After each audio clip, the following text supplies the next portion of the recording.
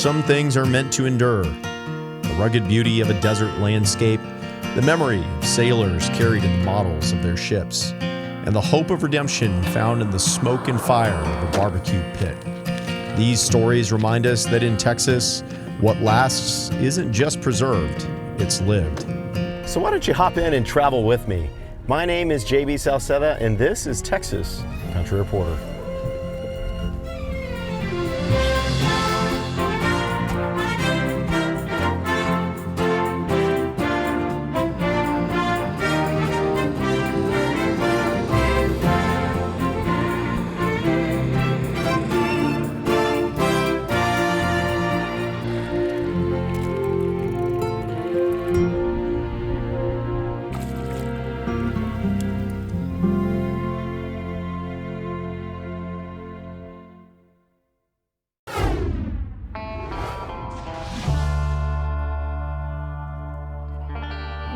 As humans, we're very good at changing our environment to fit us. Well, let's compromise. If the more you fit into your environment, the less impact you have, which means maybe we'll last a little longer as a species. But really, it's just, to me, it's almost common sense. You should try and fit into your environment as much as possible. And when we see the constraints that living in a desert put on you in terms of water and temperature and all that stuff, the more you can fit in, the better off we'll all be. Paul Hyder, the president of the El Paso Cactus and Rock Club, is fascinated by deserts. The basic reason the club exists is to support education, conservation, and rescue. It's a growing city, like any city, so when a company is going to bulldoze an area for development, we'll get a hold of them and say, hey, look, let us come out and dig up all the plants that we can and relocate them around the city. We got to hop in and travel with the Cactus Club as they rescued cacti from an untimely demise, all in an attempt to give these desert denizens a second life. Cacti are a New World group, North and South America and Mexico. Mexico's probably the center distribution of cacti. About a third of all cactus species are threatened or endangered. Through education, we can teach people, you see a cactus, don't just, drive over it or whatever, take care of it because they're a really cool plant and they're in trouble. When we were driving out to El Paso, it seemed the desert stretched out forever, but it hasn't always been this way. The Chihuahuan Desert, which is the largest desert in North America, we're in the northern Chihuahuan here, also the youngest in North America, was historically in pre-Columbian times mostly grassland. But as we move in and do things like ranching and just general land abuse, the grasses get destroyed. And I don't want to give the impression that ranching is the whole culprit, because it's not. There's other things happening. In fact, the Chihuahuan Desert's about 4,000 years. It's just part of a long drying trend. So even if we weren't here, it still would be drying out. Grasses have relatively shallow roots and then deeper roots as well, but that holds down the soil. So if you damage the grasses, a wind comes along and all your topsoil ends up relocating to Dallas. So once you lose that soil structure, it's hard for grasses to compete. And then the shrubs like creosote have a nice network of shallow roots, so when it rains, they can soak up all that water real quickly. And they also have deep tap roots, so they can access deep soil moisture. So they're very tough, very tough. If Paul speaks about deserts and cacti with authority, it's because he's earned it. Dr. Hyder taught college for years before making a career teaching high school in El Paso. I taught environmental science for quite a few years. And all of a sudden, you drag out a scorpion, you're holding the scorpion, and the cool, I'm cool, that disappears. It's like, oh wow, scorpion, what can we learn about it? And I do a lot of that stuff with snakes and scorpions, classroom animals and so on. So I use those as like gateway drugs, so to speak, to get the kids to thinking about, okay, so if this is a neat little creature, what else is there out there? You can just, you can hook them with that and really, really bring them in. Paul is retired now, but all of his years in education aren't going to waste. He's grown a new passion as president of El Paso's oldest environmental club. In the last couple of years, I've put together our educational outreach program. And so I spent a lot of time going to events, setting up our booth, and just talking to people about, okay, here's what we do. Here's what cactus look like. Here's how they work. And here's why you should plant cactus and native plants in your yard. Kill your lawn, get rid of the grass, plant natives for several reasons. It saves water. It supports pollinators, so your yard now can contribute to the local ecology. And that's super important because if insects disappear, game over. And so we really try and push the idea of we live in a desert. If you want trees and grasses, move to Missouri. After a day out in the field of doing cactus rescue, yeah, I'm tired. It's a long day, but I feel like I've accomplished something. Helped out the local ecology to some extent, and maybe even more importantly, by making these plants available, helping move people's attitudes away from your lawn and to local native plants. Paul shares his love for cacti with El Paso because he's passionate about these prickly plants, but also because it says something larger about the way we all interact with our surroundings. You really have to have your act together to survive in deserts. And I think that it really supports the idea of community. I think it's because deserts, especially if you're living at a more subsistence level as opposed to what we have here, it challenges you. And worldwide deserts are just fascinating. I mean, it's no surprise that many of the world's major religions showed up in deserts. And so as you're developing, whatever culture you're in, your religions and so on, they give you social cohesion. So as a group, you're more successful. So I think that really leads to people actually being able to survive in these really tough environments.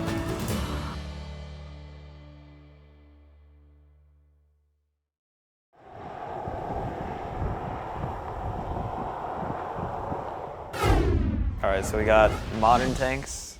This is all American, and we work back to these are helicopters that they use. Folks say that collectors are storytellers without a pen or a voice. Their shelves tower with knickknacks, doodads, and whatchamacallits as their homes become havens for these cherished memories. But one Clyde resident's man cave of military models has made it to new heights and is now a full-blown museum.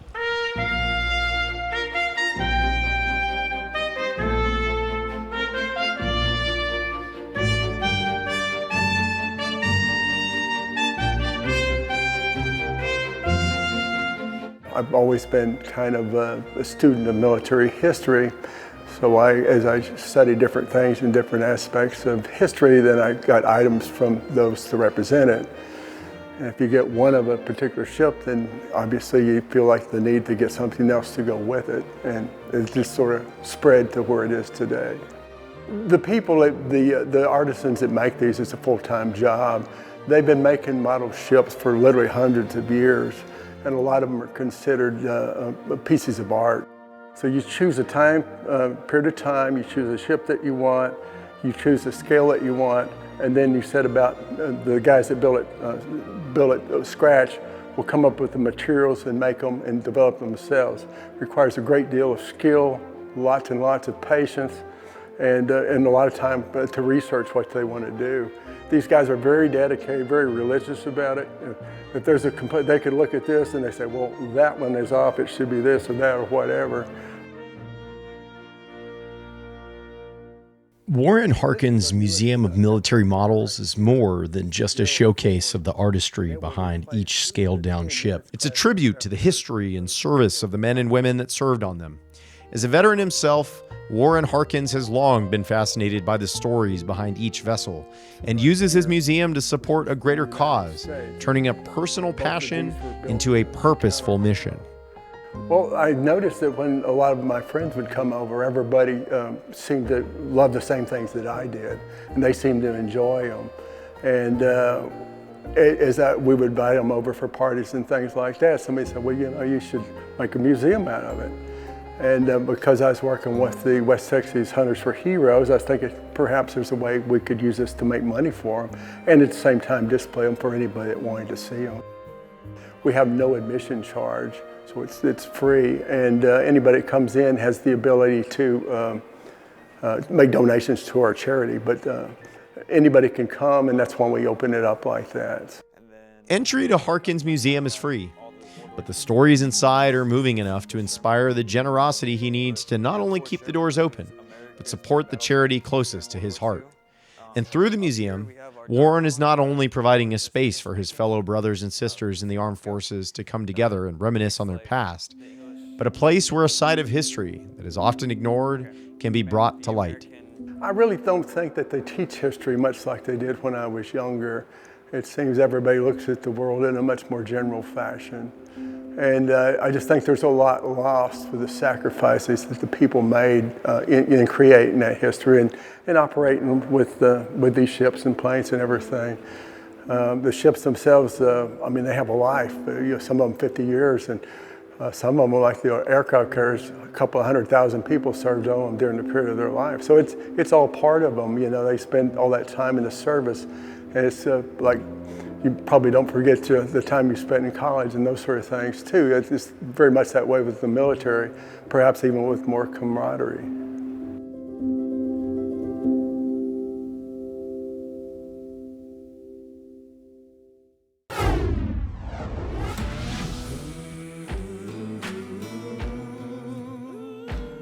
Man, when he would light that pit, whatever they was arguing about, it's gone. That's why I say it's something magical about barbecue. Everybody leaves happy. Many Texans will know what Charlie Brewer means when he says that there's something almost supernatural about the way that barbecue can improve someone's mood. Charlie's Barbecue in Beaumont has been serving mood-altering East Texas barbecue for years, prominently featuring his Beaumont-style all-beef sausage. Oh, it's not a sausage, man. It's a link. His Beaumont-style all-beef links, handmade with a treasured family recipe. I use like 7 different seasonings just mixed up, and it's all done by hand, the mixing of the meat. That's the way I was taught by my grandfather, and I've been rocking with it ever since, man. And people travel far for, a homemade link. He told me, when you learn this, you'll never be broke. He was right, man. He was right. It's always a form of making money, man. Links. I go up there and, talk to a few customers. You can tell some of them having a bad day, and, you don't want to, harp on them. I just speak and, and while they eating, actually everything all right. And before they leave, man, they'll grab me and shake my hand. Some people hug me and say, man, you just don't know, man. I was in a bad mood. That barbecue did it, thank you. I mean, it's just amazing what barbecue actually does to some people, man. And, I eat it every day, and a lot of people don't believe that, but I don't eat the same type of meat, but some form of barbecue, it's like a medicine for me. I have to have it in my system to keep me going, and, that's what it is, so yeah. Charlie has been in his current location for almost a decade, but he started his barbecue business from much humbler origins. That pit right there, my late uncle, Hilton Johnson, he sold me that pit, and he sold me a 91 Chevrolet truck. And on weekends, I would pull that to all the nightclubs, man, and sell barbecue. And I just stuck with it, and my job wanted to transfer me to a different state, and I was like, no, and I just went full time with the barbecue there. So eventually the club closed, and Charlie moved between a few locations before finding his current spot, where the call of barbecue was stronger than ever. Man, that barbecue speaks to you, man. Let you know, man. It speaks to you. What does it tell you? I'm ready. Flip me. Take me out, man. Really? Don't need no temperature gauge for that, man. Perhaps part of the reason Charlie feels so close to barbecue is because it's played a large part in giving him a new outlook on life. I always have been the good guy. I ran across some trouble in my, my youth years, my 20s, even my 30s, and grew up in Beaumont, single parent, the oldest of 5 kids, 4 younger sisters, living in the projects. Imagine that, man. Fighting every day, protecting my younger sisters. left to be the man of the house. It's just a good feeling to be recognized for something positive, even, in school, it just stood out to me that, because I grew up in, the projects and, the teachers, they would literally tell me, you dumb, you ain't gonna be nothing in life. And, you hear that so much until you believe it, man, I believe that. Until I went to prison, man, and I got my GED. And you have to take this practice test so they can start you on what level you in. And I passed the practice test. And, from that point on, I said, I'm not dumb. I can do whatever I want to do, and that's what it was. Just being away, man. Just being away, just locked up in a cage, man. I don't wish that on nobody, man, but when you do wrong, man, that's the thing, that's what happens, I knew it was wrong, and I did it anyway. So that was the outcome of it. But sometimes I sit back here and this barbecue, these pits, man. This is my life. I don't have no words or nothing when I'm back here. I'm good. I'm at peace. It's just a good feeling, man. And I stuck with barbecue because, like I said, still feel that something is magical about it, man.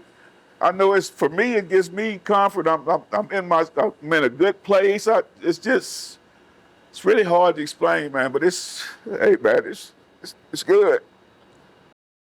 Sometimes Charlie can't believe where he is now after such a long and troubled journey. Before I was released, I said, I'm gonna get out here and I'm gonna do the right thing.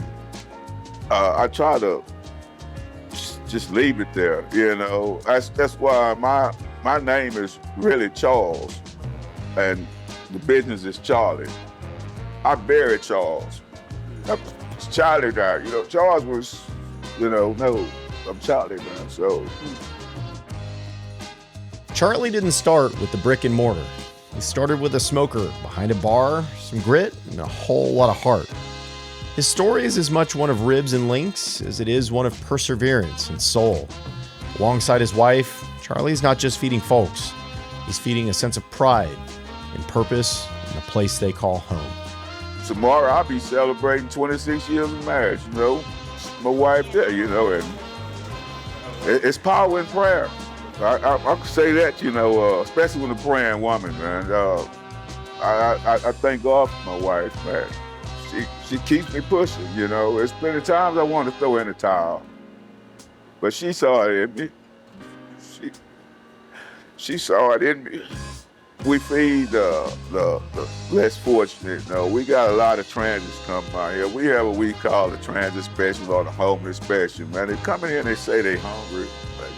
We're gonna feed them. You're gonna get your chopped beef sandwich, a bag of chips, and a drink. I refuse to tell somebody no. I can't do that. They hungry. I don't care what got them to that point. You hungry, man. I'm gonna feed you. I can honestly say, if something was to happen to me, today or tomorrow, people not gonna talk about Charles. They don't remember Charlie, man. Well, and that's my ultimate goal.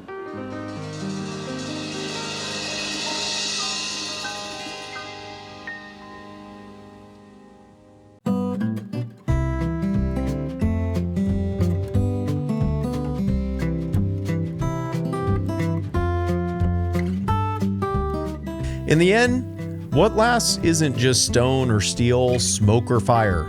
It's the care we take to honor the land, the memory, and the second chances we're given. That's the kind of legacy that endures here in Texas. I look forward to next week when we'll continue on this journey down the back roads of Texas. But until then, my name is JB Salceda, and this is Texas Country Reporter.